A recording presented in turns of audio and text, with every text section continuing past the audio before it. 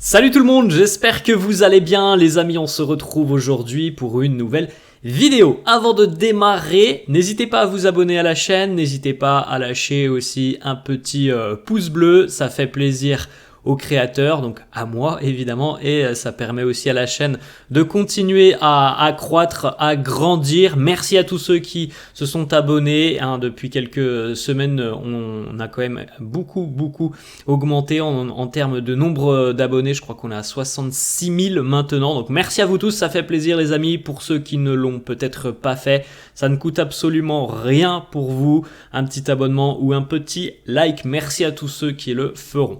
Par la suite aussi les amis, si vous voulez me suivre sur TikTok, n'hésitez pas à me rejoindre, vous avez les deux arrobases juste à côté de moi. Le premier c'est le TikTok spécial Real, le deuxième c'est celui où voilà, je parle plutôt de l'actu foot qui concerne le continent africain, donc si ça vous intéresse, n'hésitez pas les amis, les deux arrobases sont à côté de vous. On continue et on va démarrer la vidéo aujourd'hui avec les deux unes des quotidiens madrilènes. Le quotidien AS qui titre A por el pleno, troisième et dernière journée de phase de groupe pour l'Espagne qui va affronter l'Albanie ce soir. Pour rappel les amis, l'Espagne est déjà qualifiée pour les huitièmes de finale de l'Euro. Objectif ce soir, terminer en beauté, peut-être le 9 sur 9, s'assurer de la première place, même si bon, y a pas trop de doute, normalement l'Espagne devrait terminer en tête du groupe. Faudrait un cataclysme pour que l'Espagne ne termine pas en tête. Il y a très peu de chances que l'Espagne ne termine pas en tête ce soir. On retrouve Rosselló sur cette une du quotidien AS. C'est d'ailleurs peut-être que Luis de la Fuente va effectuer une certaine rotation ce soir et donner un petit peu de temps de jeu à ceux qui n'en ont pas forcément eu beaucoup sur les deux premières journées. Vous avez aussi une petite information qui concerne Leny Yoro, un plan para fichar a Yoro. Bon, après les amis, on en a déjà parlé à de nombreuses reprises depuis quelques jours. On attend officiellement le départ de Nacho, la vente de Nacho, et par la suite, il devrait y avoir des avancées dans le dossier Leny Yoro. Le Real devrait concrètement entrer en contact avec Lille et transmettre une première offre officielle. On poursuit la une du quotidien Marca qui titre A seguir disfrutando. On va continuer de s'amuser. Normalement, sur le papier, l'affiche semble déséquilibrée entre l'Albanie et l'Espagne. Après, l'Albanie a encore une possibilité d'arracher la qualification ce soir. Alors que pour l'Espagne, il n'y a pas forcément beaucoup d'enjeux sur cette rencontre. On poursuit les amis avec les joueurs du Real qui sont présents donc à l'Euro. Ce soir, nous retrouverons donc Nacho, Dani Carvajal et Rosselló qui vont donc affronter l'Albanie. Et puis dans le même temps, puisque vous le savez, lors des dernières journées de phase de groupe, les matchs se jouent à la même heure. Donc ce soir, les deux matchs auront lieu à 21h. Demain, nous en aurons à 18h et 21h. En tout cas, ce soir, c'est 21h pour Espagne-Albanie. Et l'autre affiche qui semble aussi être intéressante, c'est celle de la Croatie de Luka Modric qui va affronter l'Italie, championne d'Europe en titre. Match à 21h pour la Croatie. La donne, elle est simple pour la sélection au maillot à damier de Luka. Il faut gagner face à l'Italie, il faut gagner, et la Croatie serait même bien inspirée de s'imposer avec, si possible, le plus de buts marqués, parce que les Croates ont une différence de but qui n'est pas très positive à l'heure actuelle.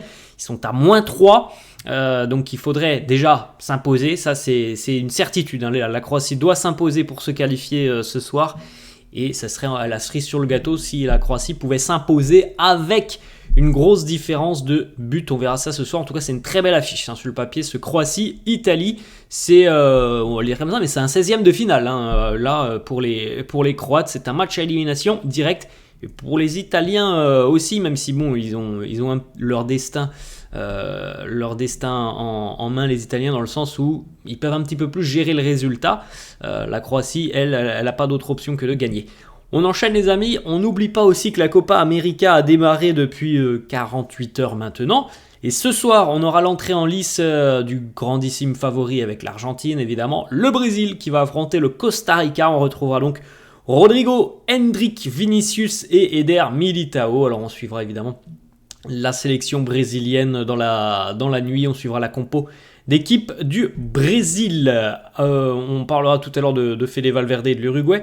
On va du côté de l'équipe de France. Aurélien Tchouaméni sur les matchs ennuyeux de l'équipe de France. Il nous dit il y a des gens qui préfèrent bien jouer, il y en a d'autres qui préfèrent gagner. Moi, je préfère gagner. Peu importe que l'on joue bien ou que l'on joue mal. La chose la plus importante, c'est de gagner. Quand tu termines ta carrière, les gens vont se rappeler de tes accomplissements plus que de la manière que tu as joué et pratiqué le football. Ça, par exemple, les amis, c'est ce qu'on peut mettre en relation quand le Real affronte Manchester City et que on entend toutes les critiques du monde. Ah, City a été meilleur, City a très très bien joué. Oui, à la fin, cette année, c'est le Real qui est allé chercher la Ligue des Champions.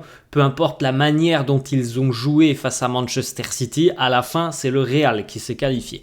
On continue les amis. Kylian Mbappé à l'entraînement hier, un nouveau masque, encore un de plus pour Mbappé. D'ailleurs, petite information du Parisien, le quotidien Le Parisien, qui annonce que Mbappé a de grandes chances de démarrer la rencontre demain face à la Pologne. La Pologne déjà éliminée de cet Euro, donc pour l'équipe de France, va falloir un petit peu aussi se rassurer. Les Bleus sont en tête ex-aequo avec les Pays-Bas qui ont une meilleure différence de but, mais bon, c'est pas hyper rassurant ce que l'on a vu depuis le début de l'Euro. Et on rappelle aussi les amis qu'après 2 matchs, l'équipe de France n'a toujours pas marqué, dans le sens où le but face à l'Autriche, c'est un but qui est provoqué par Mbappé, mais c'est un contre son camp. On n'a toujours pas marqué après 2 journées. Demain, face à une équipe qui est éliminée, ce serait bien d'emmagasiner un petit peu de confiance. On poursuit, information hier du côté du centre de l'équipe de France. Eduardo Camavinga ne s'est pas entraîné, il avait un petit problème au niveau de la cheville, mais visiblement rien de bien grave. Il devrait s'entraîner aujourd'hui avec le groupe. On poursuit, on félicite l'Allemagne de Toni Kroos, qui est passé par un petit trou de souris hier face à la Suisse. Ils ont été menés jusqu'à la 90e, les Allemands par les Suisses, et donc jusqu'à la 90e, l'Allemagne n'était pas en tête du groupe et terminait 2e. Au final, l'Allemagne a réussi à égaliser dans le temps additionnel grâce à Niklas Füllkrug. Et donc l'Allemagne termine en tête de son groupe. Donc Toni Kroos et Antonio Rüdiger sont qualifiés évidemment pour les 8e de finale en tant que premiers du groupe A. Toni Kroos hier qui est arrivé à Francfort au stade avec un petit tote bag du Real que vous voyez là juste à côté. Les stats aussi après donc ces 3 matchs de phase de groupe du côté allemand. Toni Kroos, c'est pour le moment 323 passes réussies, c'est exceptionnel. Antonio Rüdiger, c'est 254.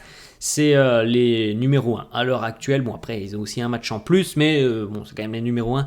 Et notamment pour Toni Kroos de très très loin. Toni, hier, face à la Suisse, 127 ballons touchés, 98 passes complétées, le plus d'occasions créées, 4, le plus de passes qui permettent d'entrer dans le dernier tiers du terrain adverse, 28, et le plus de possessions gagnées, 8. Félicitations à Toni, encore une belle prestation hier. Regardez d'ailleurs les amis la réaction de Toni après l'égalisation de Füllkrug à la 91e minute. Regardez Toni, il est juste à l'entrée de la surface de réparation, juste là, il est ici. Tous les joueurs dans la surface de réparation ont tous les bras en l'air, parce que l'Allemagne vient d'arracher sa première place. Toni, comme souvent on le sait du côté de Madrid, aucune réaction, comme si de rien n'était, comme s'il ne s'était rien passé. Toni qui n'a pas de réaction sur ce but de la sélection allemande. On poursuit les amis, on va du côté de l'Amérique du Sud. L'Uruguay s'est imposé cette nuit pour son premier match dans cette Copa América. Les Uruguayens se sont imposés face au Panama, 3-1. Fede a évidemment participé à cette rencontre. 84 minutes pour 60 ballons touchés, 41 sur 48 pour les passes complétées, 7 sur 10 pour les longs ballons, 2 passes clés, une grosse occasion créée, 100% de duels remportés et 100% de duels aériens aussi remportés. Un gros match pour Fede et félicitations à l'Uruguay qui démarre très bien cette campagne de Copa América. On poursuit du côté du Brésil. On est bientôt maintenant à la date du 18e anniversaire d'Hendrick. Ça sera dans un petit peu moins d'un mois, le 21 juillet. Hendrick signera officiellement son contrat avec le Real puisqu'il aura officiellement 18 ans, la majorité, et il rejoindra donc le Real officiellement dans un petit peu moins d'un mois. Selon Mario Cortegana, journaliste Marca, Hendrick devrait même parlé en espagnol lors de sa présentation. Il a beaucoup étudié, il a pris des cours tout simplement. Donc on devrait avoir 2 arrivées dans le secteur offensif, celle de Mbappé et d'Hendrick, qui ne seront pas forcément dépaysés de la langue utilisée dans le vestiaire, évidemment l'espagnol, puisque Mbappé, bon on le sait déjà, il parle très très bien espagnol, et Hendrick, on l'a pas vu parler espagnol, mais visiblement il aurait déjà pris beaucoup de cours pour, je pense aussi, faciliter son adaptation au sein du vestiaire, et ça c'est très très bien ce genre de joueurs. C'est de très bonnes initiatives. Par exemple les amis, je ne sais pas si vous vous souvenez, mais Neymar à Paris, jamais il n'a fait l'effort de vouloir apprendre le français. Alors oui, il y avait peut-être beaucoup de Brésiliens dans le vestiaire, mais jamais il n'a fait l'effort d'apprendre le français. Bon, ça en dit long un petit peu sur le caractère du bonhomme. Bah là, du côté de Madrid, on a 2 joueurs qui arrivent et qui vont vraisemblablement se fondre assez facilement au sein du vestiaire. La Liga 2024-2025, les amis, voilà les 20 équipes qui seront donc présentes dans le championnat l'année prochaine, puisque hier avait lieu le dernier match de play-off de seconde division, donc de la Ligue 2, de l'équivalent de la Ligue 2 espagnole, et c'est l'Espagnol Barcelone justement qui fait son retour en Liga, une saison après avoir quitté l'élite du football espagnol. L'Espagnol est de retour en Liga. On rappelle aussi les amis que Leganés fait son retour en Liga, félicitations à eux. Et puis on aura aussi le retour de Valladolid. Donc bon, franchement c'est des équipes que l'on connaît très bien, qui font souvent l'ascenseur. Bon, pour l'Espagnol, ça fait quelques années, je crois qu'ils n'étaient pas descendus, mais c'est des équipes que l'on connaît très bien en Liga, on les voit quasiment tous les 2 ans, donc il n'y a pas forcément beaucoup de nouveautés. On continue les amis, une petite information, un nouveau départ côté Real. C'est un joueur sur lequel on avait misé lors de son arrivée, on pensait même qu'il allait peut-être à l'avenir avoir un rôle important au sein de l'équipe première. Bon, ça ne s'est jamais passé comme prévu pour Vinicius Tobias. C'était latéral brésilien qui, on le rappelle les amis, était arrivé en provenance du Shakhtar sous la forme d'un prêt avec une option d'achat. Et lorsqu'il est arrivé, on pensait que Vinicius Tobias allait évidemment beaucoup progresser, allait acquérir un petit peu de temps de jeu avec l'équipe A, faire ses preuves. Bon, on va pas se mentir les amis, il a eu quelques apparitions avec l'équipe première, mais visiblement il n'a jamais réussi à s'imposer et à convaincre. Il l'a annoncé hier sur ses réseaux sociaux, Vinicius Tobias quitte le Real Madrid, donc ça ne sera pas lui, le nouveau latéral du Real. On pouvait l'imaginer quand il est arrivé il y a à peu près 2 ans maintenant. Bon, ça ne sera pas le cas. On poursuit avec une information qui nous arrive d'Allemagne, journaliste Sky Allemagne, Florian Plettenberg, qui nous parle de Joshua Kimmich. Joshua Kimmich qui est encore sous contrat avec le Bayern Munich, mais plus pour longtemps. Kimmich, il est sous contrat jusqu'en 2025. Il n'a plus qu'1 an de contrat donc avec le Bayern. Et pour le moment, on n'a pas trop d'informations sur une prolongation de contrat. Donc évidemment, soit pour le moment, soit il s'en va l'année prochaine gratuit et libre, soit il quitte le club cet été et le Bayern recevra une petite indemnité de transfert. Selon ce journaliste de Sky Allemagne, le Real fait partie des clubs intéressés par Kimmich, comme par exemple le Barça aussi, et son entraîneur Hansi Flick qui connaît très bien le profil de Kimmich. Et on a d'autres clubs aussi, notamment en Angleterre, qui sont intéressés. Manchester United, je crois aussi. City, Chelsea.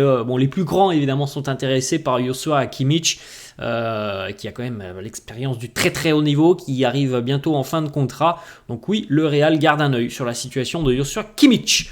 On poursuit les amis, on va terminer avec cette petite information. On fait un petit point sur les 6 capitaines la saison prochaine du Real. Lucas numéro 1. Alors est-ce que Lucas sera titulaire l'année prochaine, enfin un petit peu plus que cette saison? On n'a pas la réponse pour le moment, on verra comment ça se passera. Dani Carvajal, Lucas Vazquez, Fede Valverde, Thibaut Courtois et Vini Junior. Voilà les amis, la fin de cette vidéo, j'espère que ça vous a plu. N'hésitez pas comme d'habitude à lâcher un petit pouce bleu. N'hésitez pas non plus à vous abonner à la chaîne. N'hésitez pas non plus à vous abonner pour ceux qui sont intéressés à me rejoindre sur mon compte TikTok, mes 2 comptes TikTok. Voilà les amis, la fin de cette vidéo, j'espère que ça vous a plu. Je vous laisse et je vous souhaite une bonne journée. Ciao.